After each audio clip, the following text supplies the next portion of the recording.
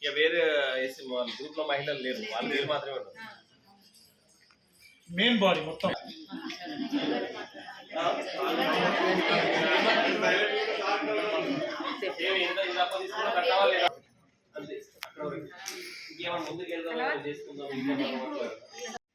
కవిత కవిత డ్రెస్సులు బాగా కుట్టింది సార్. మన సిఆర్పి మన ఉండే తెలుసు, వాళ్ళ పాప ఆ రోజు కలిసినా కదా అక్కడ మన యూనివర్సిటీ సార్. మోదే వివా అధ్యక్షుడు సార్. టవర్ సర్కిల్ మంచి రెడీమేడ్ షాప్ పెద్దది, చాలా పెద్దది.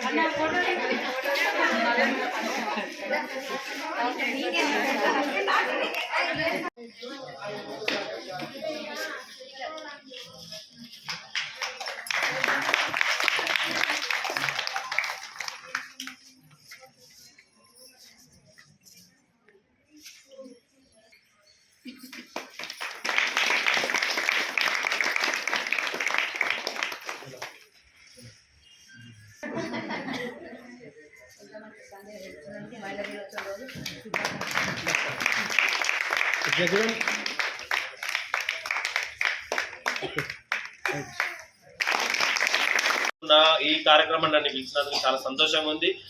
దాదాపు 9 నెలలు పీడీగా ఛార్జ్ తీసుకొని ఇప్పటి వరకు కూడా రాలేదు. ప్రతిసారి వద్దాం అనుకుంటున్నా, మండల సమైక్యకి జైత్యాల రూరల్ అర్బన్కి వద్దాం అనుకుంటున్నా, కుదరలేదు. బట్ ఈరోజు మహిళా దినోత్సవ సందర్భంగా ఈరోజు రావడము యాక్చువల్గా కొంచెం వేరే బిజీ మీటింగ్ ఉండే, బట్ అయినా అవన్నీ కూడా క్యాన్సిల్ చేసుకొని వీళ్ళందరినీ కలవాలని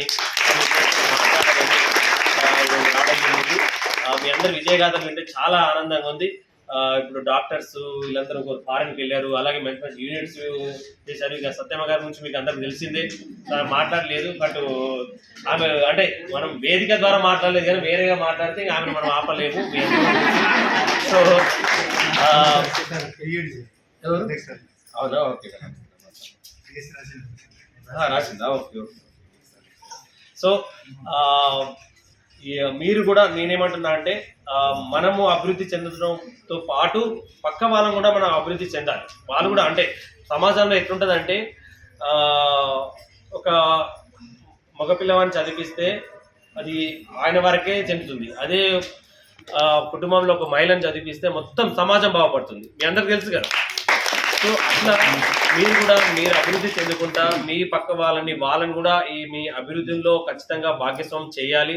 ఇప్పుడు మన ఏపీ గారు చెప్పినట్లు మనకు ఏదైతే మనము అంటే మన ప్రోగ్రెస్ మన అభివృద్ధి చెందామో అది ఒక 10 మంది చెప్తే వాళ్ళు కూడా మోటివేషన్ అయ్యి స్ఫూర్తి తీసుకొని వాళ్ళు కూడా మనం కూడా చేయాలి, ఖచ్చితంగా మన పిల్లలు కూడా మంచిగా చదివించుకోవాలి, మనం కూడా వాళ్ళలాగానే వ్యాపార రంగాల్లో ఏ రంగమైన ముందుకు వెళ్ళాలని ఖచ్చితంగా ఆ స్ఫూర్తి మనం తీసుకుంటాము. సో మీరు కూడా ముఖ్యంగా మహిళా సంఘాలకి ఫార్మేషన్ ముఖ్య ఉద్దేశం ఏంటంటే మనం ఒక చాలా మంది ఏంటంటే మహిళల్లో బయటకు వచ్చి మాట్లాడలేదు, అంటే ఇంట్లోనే చాలా తక్కువ మాట్లాడదు, బయటకు వచ్చి అందరి ముందు మాట్లాడాలంటే కష్టం. అందు గురించి ఇసటి ప్లాట్ఫామ్ పెట్టించి వాళ్ళు ఎక్కువ మాట్లాడి వాళ్ళు ఏవైతే ఆలోచనలు ఉన్నాయో అవన్నీ బయటికి తీసుకొచ్చి ఆలోచనల్ని ఒక కార్యరూపం దాల్చి వాళ్ళందరినీ కూడా ఆర్థిక ప్రగతిలోకి తీసుకురావాలనే ఆలోచనతోనే ఈ కార్యక్రమం తీసుకున్నాము.